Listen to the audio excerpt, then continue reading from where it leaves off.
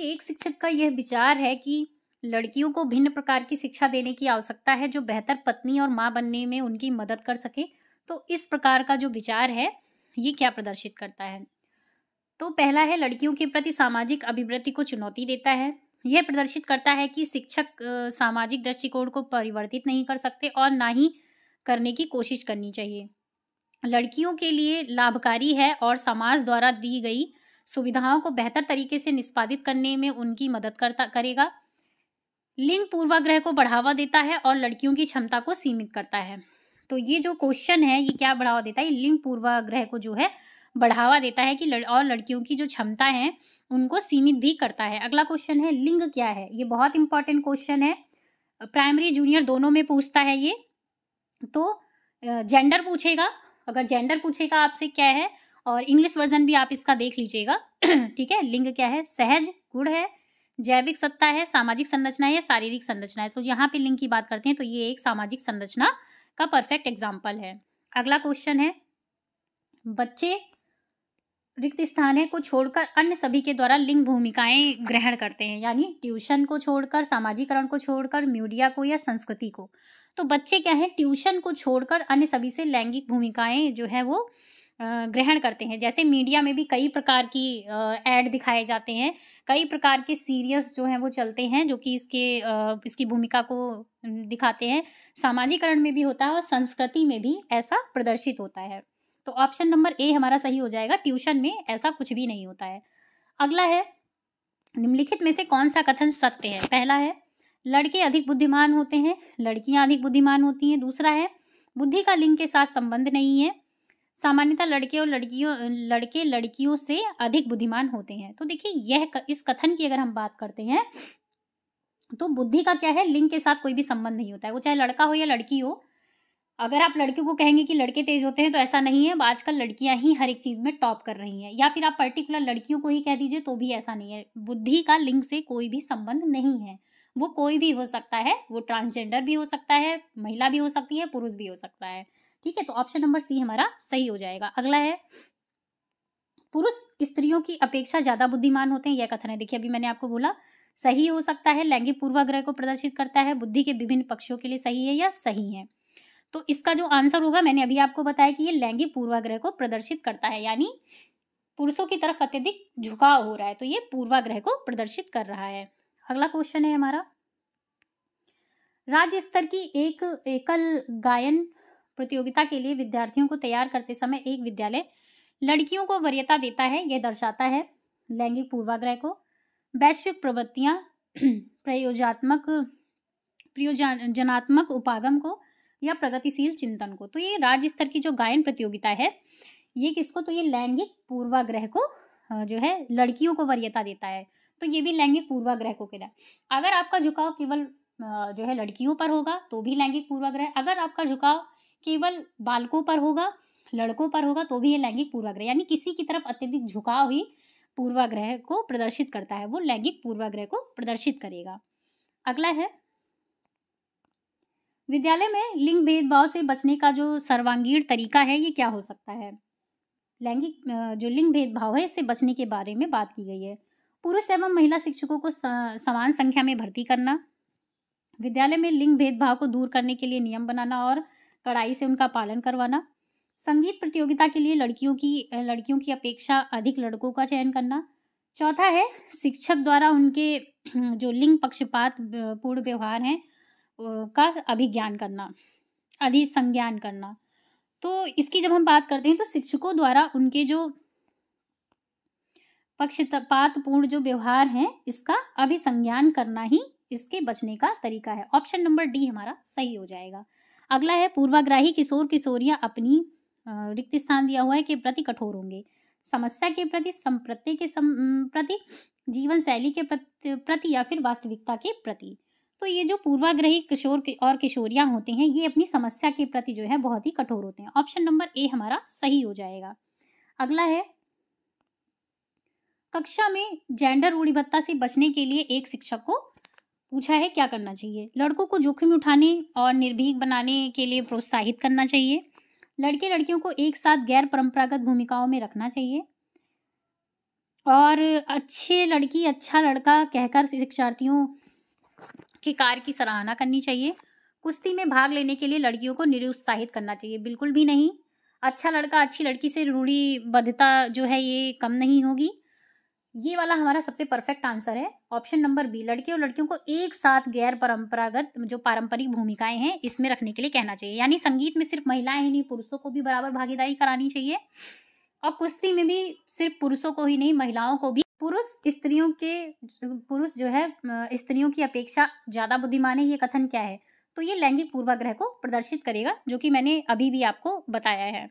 अगला है एक अच्छी पाठ्य पुस्तक डैश डैश से बचाती है किसे? लैंगिक समानता, लैंगिक पूर्वाग्रह, सामाजिक उत्तरदायित्व, लैंगिक संवेदनशीलता को। तो एक अच्छी पाठ्य पुस्तक जो है ये लैंगिक पूर्वाग्रह से बचती है, यानी उसमें क्या है आपने देखा होगा जो बच्चों की अब पाठ्य पुस्तकें हैं इसमें महिलाएं बाहर दफ्तर जा रही हैं, पुरुष जो है घर के काम कर रहे हैं, या फिर दोनों तरीकों की चीज़ों को कई जगह पे हैं जो महिलाएं जो हैं कई सारी चीज़ें हैं जो भी उसमें पाठ्य पुस्तक में है वो दर्शाई गई हैं, यानी कि कुल मिला के खाना बनाना सिर्फ महिलाओं का काम नहीं है, पुरुष भी इस काम को करते हैं। मैक्सिमम जो कुक होते हैं वो पुरुष ही होते हैं, महिलाएं कम होती हैं।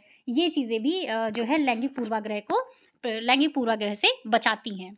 अगला है विज्ञान के प्रयोगों में सामान्यतः लड़के उपकरणों का नियंत्रण अपने हाथों में ले लेते हैं और लड़कियों के आंकड़े को रिकॉर्ड करने अथवा बर्तन को धोने के लिए कहते हैं। यह प्रवृत्ति दर्शाती है कि पुरुष और स्त्री की रूढ़िबद्ध जो भूमिकाएं हैं विद्यालय में भी होती हैं।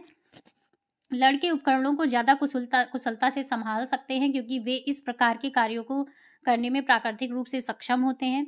लड़कियां नाजुक होने के कारण वैसे काम करना पसंद करती हैं जिनमें ऊर्जा की खपत कम होती है। लड़कियां बेहतरीन अवलोकनकर्ता होती हैं और बिना किसी गलती के आंकड़ों को रिकॉर्ड करती हैं। तो देखिए इस क्वेश्चन से अगर हम बात करें, इस क्वेश्चन को अगर हम समझते हैं तो जो ये क्वेश्चन है ये देखिए पुरुष और स्त्री की रूढ़िबद्ध भूमिका को विद्यालय में ही होती है, रूढ़िबद्ध जो भूमिकाएं विद्यालय में भी होती हैं इसको प्रदर्शित करता है। बाकी इनकी कुशलता से कोई भी संबंध नहीं होता है, किसी में भी जनजात आप जेंडर को लेके नहीं कह सकते हैं कि तुम लड़की हो तो कमजोर हो या लड़के हो तो तुम ये काम नहीं कर सकते हो या ये काम कर सकते हो, ऐसा कुछ भी नहीं है। और नाजुक होने की भी बात नहीं है, आपने देखा होगा कई सारे जो जोखिम भरे काम होते हैं उनमें महिलाएं भी प्रथम आती हैं।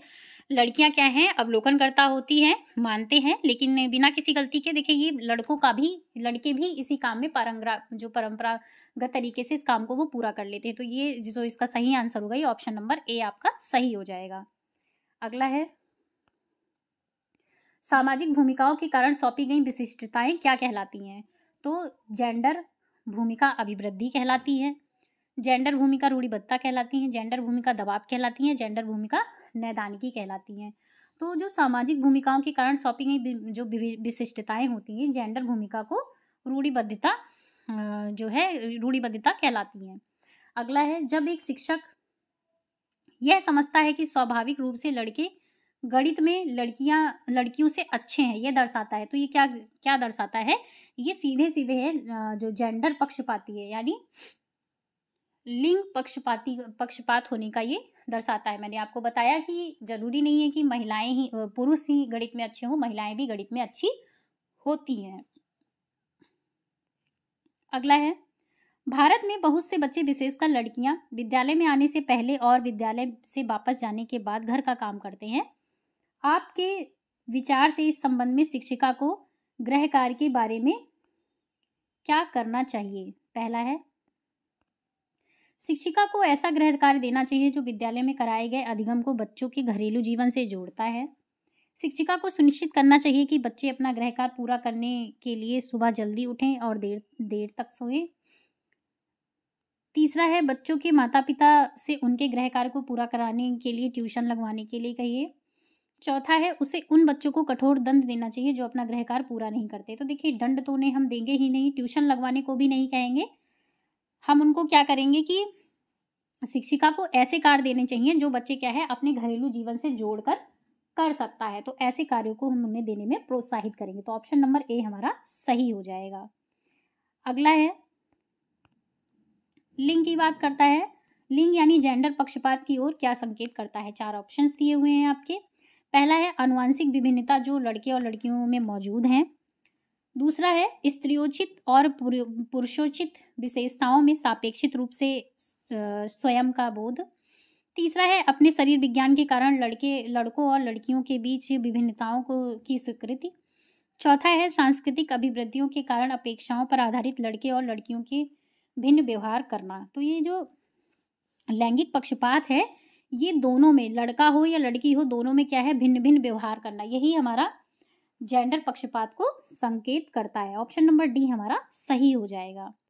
अगला है लड़कों एवं लड़कियों के विषय में कुछ कथन नीचे दिए गए हैं, आपके अनुसार इनमें से कौन सा सही है। तो लड़कों को घर के बाहर के कार्यों में सहायता करनी चाहिए, लड़कों को घर के कार्यों में सहायता करनी चाहिए, सभी लड़कों को विज्ञान तथा लड़कियों को गृह विज्ञान पढ़ाया जाना चाहिए, लड़कियों को घर के कार्यों में सहायता करनी चाहिए। तो देखिए इस विषय में अगर हम बात करते हैं तो कौन सा सही है, तो ये जो लड़कों को घर के कार्यों में सहायता करनी चाहिए, ये हमारा बिल्कुल सही हो जाएगा। ऐसा नहीं है कि सिर्फ लड़कियां ही घर के काम को करें।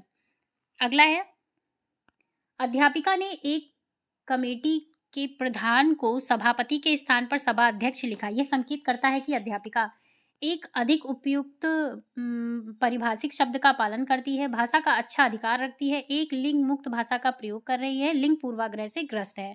तो ये जो एग्जाम्पल है जहाँ पे इसने क्या किया है, सभापति की जगह सभा अध्यक्ष का यूज किया है, तो ये एक लिंग मुक्त भाषा का प्रयोग कर रही है। ऑप्शन नंबर सी सही है। इसमें लैंगिक रूढ़िवादिता है ये प्रदर्शित नहीं कर रही, यानी वो लिंग मुक्त भाषा का प्रयोग कर रही है। अगला है अनुसंधान से पता चला है कि विद्यालयों में अनेक स्तरों पर विभेदीकरण पाया जाता है, उच्च प्राथमिक स्तर पर इनमें से कौन सा विभेदीकरण का उदाहरण नहीं है।